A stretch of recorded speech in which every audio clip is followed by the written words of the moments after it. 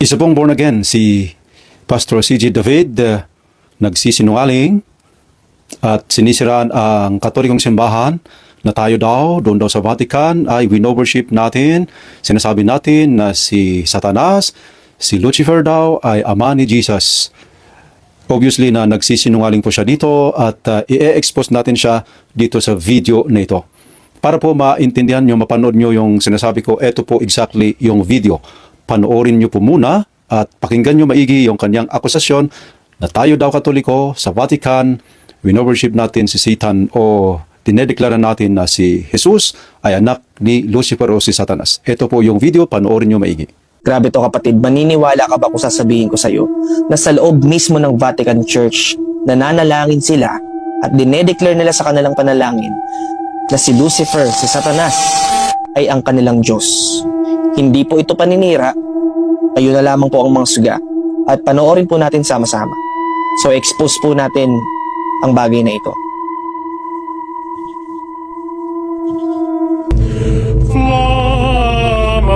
Deus, Lucifer matusinus invenias.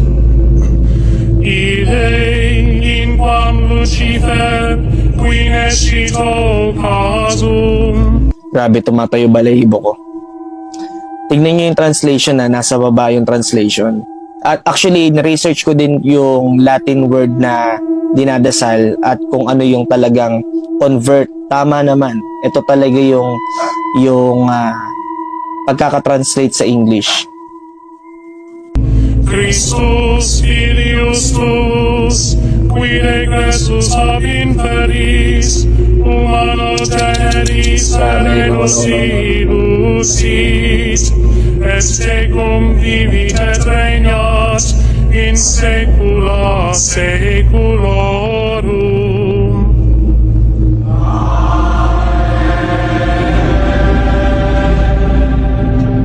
Kinikilabutan ako sa bagay na to, guys. Grabe. So makikita nyo po doon, dinedeclare nila na si Lucifer ay anak niya, si Jesus Christ. Sinabi pong gano'n. So ayan po mga kapatid, obviously na mabibigat yung paratang akusasyon ng isang pastor na ito, born again pa naman daw. Kaya dito sa video ay i-expose natin yung kasinungalingan niya. Sabi niya dito sa video ay tumatayo yung kanyang balibo or grabe, sabi niya, pero titignan natin kung sino ang grabe dito at bakit sobrang kasinungalingan itong sinasabi ng pastor na ito. Yung kanta po na yon na sinasabi niya na yun nga, kinakanta daw, chinachant natin doon sa kanta na yon na si Jesus daw ay anak ni Satanas. Ang tawag po doon ay etong kinakanta namin na mga pare pag Easter Vigil. Katatapos lang po yung Easter Vigil. Last Saturday, yung evening po noon, Easter Vigil po ang tawag noon. At isa sa party po ng celebration natin yon noon ay kung natatandaan po ninyo ay yung Service of the Light, sisindihan yung Paschal Candle, tapos papasok sa simbahan, ilalagay yung Paschal Candle sa kanyang stand at yung deacon o kung sino man naatasan, pari man yan o kung sino man yung kakantain yung tinatawag po natin na exalted o yung Easter Proclamation. Yun po yung kinakanta sa video na yon na kinopya ni Pastor C.J. David na ito. Ito po exactly yung wordings ng exalted na ito. Ulitin ko po ang chant na yon, ang kanta na yon, kinakanta namin na pare, hindi lang sa Vatican, kundi sa buong mundo pag Easter Vigil. Ang tawag doon, exalted o yung Easter Proclamation. Ito po, hawak-hawak ko ngayon ang libro na ginagamit namin pag Holy Week at andito po yung instruction, paano kakantahin yon at yung mga wordings, Latin saka English, yung English translation. So pwedeng kantahin sa Latin, pwedeng kantahin sa English. Ako, siyempre, hindi man naman natin naiintindihan dito sa Pilipinas ang Latin. May mga ibang parishes po, kahit tinaintindihan, kinakanta pa rin sa Latin kasi mas maganda yung sa Latin. Pero karamihan, para maintindihan po ng mga tao, itong English translation ang ginagamit. Ito po exactly yung beginning ng chant na ito. Exalt, let them exalt, the host of heaven. Exalt, let angel ministers of God exalt. Let the trumpet of salvation sound aloud our mighty King's triumph. So doon pa lang ang purpose ng exalted na ito is to trace the history of our salvation from creation to the fall to the promise of the Redeemer at yung pagpunta ni Jesus as light of the world symbolized by this Paschal candle. Meron line dito na sinabi niya, this is the night that with a pillar of fire banished the darkness of sin. So eto, kinukumpara si Jesus or si God na birang light that brings light to darkness. Tapos, yung part na yon na napanood po ninyo sa video ay yung towards the end, the conclusion of this exalted. Ito po, ang Latin translation or original Latin. So, pwede pong yan ang kantahin, kinakanta sa, yun nga, sa Vatican, sa mga ibang simbahan around the world, at ito po ang example. Una, sa Vatican. Flammas eius, Lucifer matutinus inveniat. Ille in quam Lucifer qui nescit occasum, Christus filius tuus, qui regressus ab inferis, humano generis serenus iluxit, et ecum vivit et regnat in saecula saeculorum.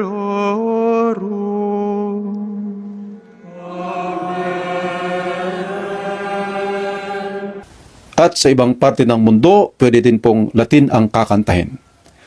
Superni luminaribus miscea atur et flammas, illa eius Lucifer in matutinus inveniat,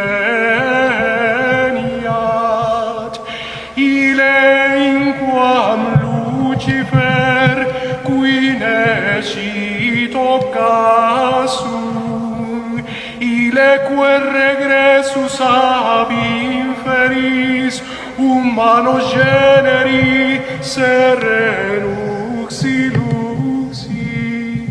Pag magre-research po kayo, go to the internet at i-search nyo ang original meaning ng Latin na Lucifer, hindi po exactly na si Satanas yun. Ang translation, pag sa Latin hindi yung modern English. Kasi modern English lang, in-equate si Satan sa Lucifer. Pero sa Old Latin, sa original talaga na Latin, sabi nga dyan, Lucifer does not necessarily refer to Satan. Pag sa Latin, hindi yon. Kaya sa atin, sa Catholic Church, ang translation, yung old translation ng Lucifer ay eto, morning star, Lucifer matutinus.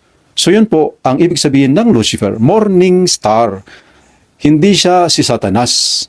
Okay? Kaya yung translation na kinakanta namin sa English ay ito. May this flame be found still burning by the morning star, the one morning star who never sets, Christ your Son, who coming back from death's domain, has shed his peaceful light on humanity, and lives and reigns forever and ever. Amen. So ito po yung English translation. Hindi po siya Satanas, hindi po siya demonyo na sinasabi ni C.J. David, kundi morning star. Literal na meaning ng Lucifer ay Lucis, light, Pharos, bringer. So, bringer of light. So, we are referring to Jesus Christ, the one morning star. Yung sinabi din ni Jesus, I am the light of the world.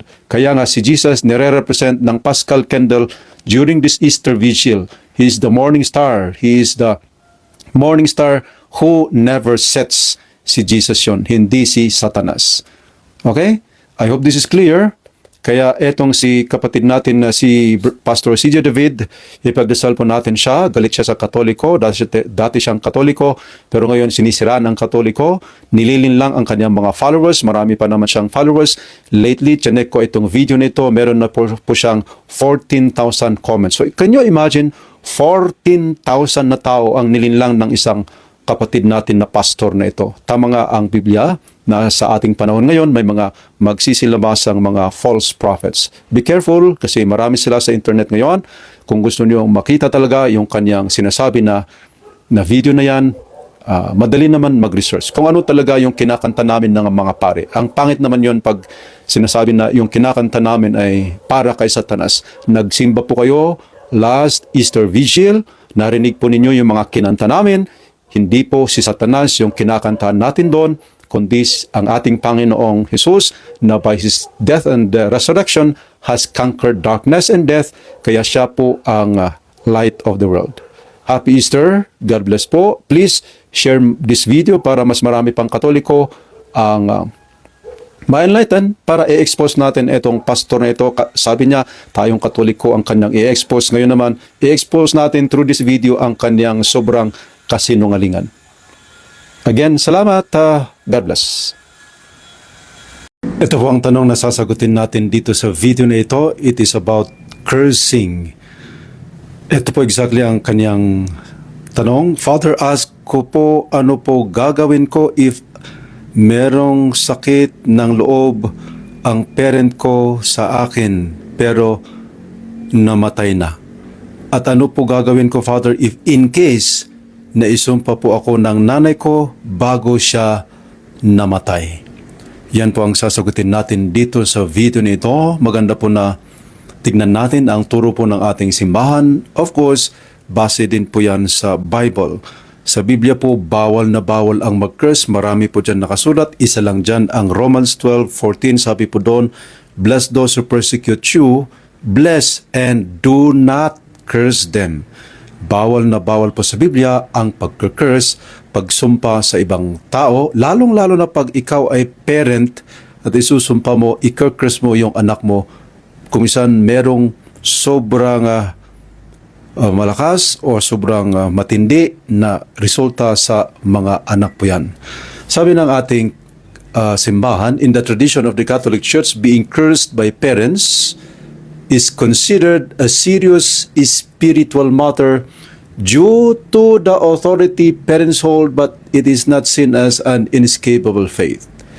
So, sa turo ng ating simbahan, dahil yung nanay ay may authority sa anak, pag kinurse ng nanay yung anak, merong spiritual effect yun. Pero, hindi naman hopeless ang case na ito. The Church teaches that Christ's power, access through the sacraments in the Catholic Church and prayers is far greater than any curse. Meron po namang solusyon sa ating simbahan, kaya nga ito po ang ating pag-uusapan. Ano ang dapat gawin? What to do to counteract a parental curse? In case ikaw ay sinumpa ng tatay, sinumpa ng nanay, in fact, kahit sino ang sumumpa sa iyo, meron namang solusyon in the Catholic Church. Number one dyan is utilize the sacraments. Ito ang primary defense. Remember that in spiritual warfare, mga kapatid, what is important is defense. Sabi nga sa basketball, offense wins games, defense wins championships. So sa ating mga Katoliko, ang pinaka number one na defense natin para i-protect natin yung sarili natin. For example, para i-protect mo yung sarili mo sa curse na galing sa nanay mo, patay man yun, ay ito po yung gagawin. Una, pinaka matindi dyan ay confession. In my experience as a priest involved sa deliverance ministry, kung minsan, ang pangunahing ginagawa namin para matulungan po namin yung mga victims is turuan sila na gawin yung tinatawag natin na good confession. Yung talagang sincere ka, nangungumpisal ka, at kung ano yung dapat mong gawin after your confession, ginagawa po natin yon. May mga videos ako tungkol sa good confession.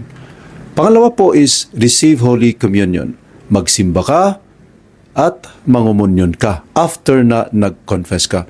Because for us Catholics, yung katawan ni Kristo na yun ay totoo, hindi lang simbolo. Kaya pag nasa sayo si Kristo, siya ang magdi-defend sa'yo. Siya ang blessing mo. Siya ang magbibigay sa iyo ng mga kailangan mo na grasya para may defense ka. Pangalawa po na grupo ng mga dapat natin gawin is pray for protection and deliverance. Andyan po mababasa natin. For example, pray the rosary. Ang rosary po is a prayer of defense or deliverance. Sabi nga ni Father Patrick Peyton, the Apostle of the Rosary, a family that prays together stays together. Pag ang pamilya, pag isang tao ay nagro-rosary, since the rosary is biblically based, you meditate on the life of our Lord Jesus Christ, joyful mysteries, luminous mysteries, sorrowful mysteries, and glorious mysteries sa buhay ni Kristo, then matutulungan ka para ma-defend mo yung sarili mo. Pangalawa po ay renounce the curse. In the Catholic Church, meron po tayong prayer of renunciation tulad sa Black Book ni Father Francis Iquia, page 69, andun po yung instruction paano gawin yung prayer to renounce curses or prayer to renounce any involvement in the occult, mga ganon. Meron po mga deliverance books at andun po yung mga pwede natin idesal, pwede ninyong idesal in case you are a victim of a curse. And then, use holy water. Sa mga bahay natin, mga Katoliko, traditionally speaking, meron po tayong holy water container sa mga doors natin at yun ay para i-bless yung sarili to protect ourselves from any evil attacks caused by curses. At isa po dyan, pray against the curse. Ulitin ko po, may mga prayers to counter, para labanan yung mga sumpa na yan in the Catholic Church. May mga prayer books po tayo na isa sa mga contents doon ay yung prayer against curses. Pangatlo, na grupo ng mga pwede natin gawin po ay respond with grace, bless, do not curse, sabi doon. So, respond with grace, bless, do not curse. Ito po, ang sabi ng Biblia in Romans 12:14, bless those who curse you. Huwag talaga i-curse, huwag magalit sa mga tao kasi pag nagalit ka, magiging entry point yon para mas may effect sa iyo yung curse nila. So, bawal po yon sa Biblia, sa turo ng Biblia. Continue to honor your parents. Kahit ganun yung ginawa ng parents mo, love them, and since you are Catholic, kahit patay na sila, kahit patay na yung nanay mo na nag-curse sa'yo, ipagdasal pa rin sila, i-intensyon sa misa, lalong-lalo na magpanovina, mga ganon. Pag ang binalik mo sa curse ng parents mo o sa curse ng isang tao ay blessing, God will protect you, God will bless you. Isa pa dyan, offer the suffering according to 1 Peter 4:13. Imbes na magalit ka kasi nagkakasakit ka o nabibiktim ka dahil sa curse ng nanay mo, ng ibang tao, offer that suffering to God, to glorify God. Ganun po ang ginagawa ko pag nagre-retaliate si demonyo sa akin, pag may deliverance kami, sinasabi ko doon, Lord, etong ginawa ng demonyo sa akin, kahit hirap na hirap ako, etong kahirapan ko, itong sakit ko, itong pain ko, iaalay ko sa iyo for your greater glory, for the souls in purgatory, and for the conversion of sinners. Para yung ginawa ng demonyo, akala ng demonyo, panalo siya kasi pinahirapan kanya, pero dahil ginamit mo yung hirap na binigay ng demonyo sa iyo to glorify God, to pray for others, to pray for the conversion of sinners, parang naging blessing tuloy yung curse na yon sa iyo, kaya nabaliktad. So yun po ang maganda sa tinuturo ng Biblia, na you turn your suffering or you offer your suffering for the greater glory of God, for the souls in purgatory, conversion of sinners, for the Pope, or anong man magagandang intention. Number 4 na grupo ng dapat natin gawin is kung sobrang malala yung effect ng curse, may mga nagkakasakit, o nagkakamalas, o may mga kung ano-ano dyan na epekto po ng curse na yan, seek spiritual assistance. Kumausap po kayo ng pare, especially exorcists or mga deliverance ministers. Marami pong nagpapatulong sa amin na ganyan in case talagang meron pong hindi maintindihan na nangyayari sa inyo. Brothers and sisters, in principle, the key principle or yung pinaka dapat natin maintindihan ay ito, the church teaches that while a father's curse or a mother's curse or kung sino man yan na nang curse sa iyo can have strong spiritual effects sa atin, sa iyo, good is always stronger than evil. Ang kasamaan po ay never na nananalo against goodness. Kaya huwag po tayong mawalan ng pag-asa. According to Hosea 4:6, tayo ay nasisira dahil sa ignorance. Kaya alamin natin ang turo ng simbahan, turo ng Biblia, para tayo po ay matulungan natin ang ating sarili. By returning blessing for cursing and anchoring oneself in the sacraments, the curse can be broken. Pwede natin sirain yung sumpa kung alam natin ang ating ginagawa. And the intended evil can be turned into a blessing. Imbes na masisira ka dahil alam mo yung ginagawa mo, lalo ka tuloy na be-bless, nag-grow sa spiritual life mo. I hope nakatulong itong video na ito sa mga nagka-Christian. Merong pong pag-asa kahit malala yung result sa spiritual and even your physical life. Please help others by sharing this video. Mag-comment kayo, or pag may experience kayo, i-share po ninyo, or pag may advice kayo sa mga taong biktima ng curse dahil experience nyo, please share, mag-comment kayo, mag-like para matulungan niyo po ako sa ministry na ito. God bless po at salamat. Ang tanong po na sasagutin ko dito sa video ngayon ay tungkol sa ating celebration ngayon. Ngayon po ay April 4, 2026, Sabado de Gloria, or Black Saturday or Holy Saturday. Ito po yung tanong ng isang follower natin. Dearest Father Jeff, please enlighten us. Why do many people celebrate on Black Saturday and they call this day as Sabado de Gloria? Many Catholics go to swimming, picnics, and outing. What is our catechism about this, Father? Can you please pause the video? Thank you and God bless po. So, eto nga yung napapansin natin. Sabado de Gloria ngayon, Black Saturday, parte pa rin po ng Paschal Triduum ngayon, Holy Week, pinakamataas na selebrasyon sa ating mga Katoliko. Pero yun nga yung medyo nakakalungkot kasi dahil nga parang mahabang bakasyon ito, some Catholics take this opportunity to instead go to vacation, magsiswimming sila, magbabakasyon, or kung ano dyan na piyesta na pupuntahan po nila. Ano daw yung masasabi natin? Ano yung catechesis dito? Mga kapatid na Katoliko, we are still within the Paschal Triduum. Ang Paschal Triduum po ay yung Holy Thursday, Good Friday, and Easter. So 3 araw yon na dapat pinakamataas, pinaka-holy, pinaka-sentro ng ating pananampalatayang Katoliko. Kaya yung mga pangunahing ginagawa natin sana ay nasa simbahan tayo. Tulad mamaya, meron tayong Easter Vigil at bukas, Easter Sunday, magmimisa, magsisimba. Sana kayo. Kaya hindi sana pwede yung ngayon ay paparty kayo, magbabakasyon at magsiswimming. Sinabi dito, mag-outing, magpipiknik. Black Saturday ngayon.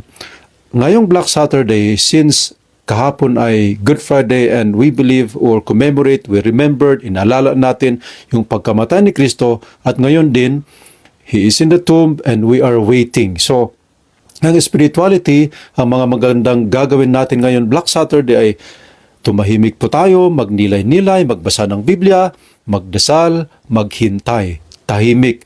So, hindi sana pwede yun nga, magpaparty ka, magpipiknik, mag-outing. So, siyempre, pag outing, parang kinokontra yung espiritualidad, yung dapat natin gawin ngayon na Black Saturday. We are supposed to be silent, pag nilay-nilay, kasi nga, we commemorate na ang ating Panginoon ay namatay para sa ating kaligtasan. Parang ganon, may nakita tuloy ako na post na ngayong nabuhay ka, Panginoong Hesus, isusumbo ko sa inyo yung mga nagsasaya, nagpaparty, nagpipiknik, nagsiswimming nung namatay ka. Parang may sense yun. Kung Katoliko ka na maayos at ngayon ay inaalala nga natin yung pagkamatay ni Kristo at yung time na nasa puntod siya, kaya maghihintay tayo para mag-resurrect siya, tapos doon tayo magsiselebrate. Pero sa simbahan pa rin, edi parang kontra talaga sa pananampalataya po natin yung ginagawa ng iba. Hindi naman as in lantaran o very clear na sinasabi ng simbahan na masama yun, pero it is parang kinokontra kasi yung espiritu ng ating selebrasyon ngayon. Kaya ang advice ko, pag ikaw ay Katoliko, wag po sana munang gawin etong tinanong ng kapatid natin na mag-outing, magpipiknik, magsiswimming, o magbabakasyon, hindi magpaparticipate sa mga gawaing simbahan. Ngayon ay Black Saturday, manahimik ka, magnilay-nilay ka, magdasal ka, kasi nga, our Lord died. We are commemorating. We are not killing Him again, pero we are commemorating yung kanyang pagsasakripisyo para sa ating kaligtasan. At bukas, o mamayang gabi, Easter Vigil, at bukas, Easter Sunday, magsiselebrate. At sana, yung Easter season na yun, kung may time ka, doon ka magbabakasyon, magpa-party, mag-celebrate. Ganun po sana yung ating gagawin. Have a blessed Holy Week 2026. Please share my videos, mag-comment, o kung may suggestion kayong mas maganda, mainam din na rin na i-share nyo yan. Support me by doing these things. Again, God bless po at salamat.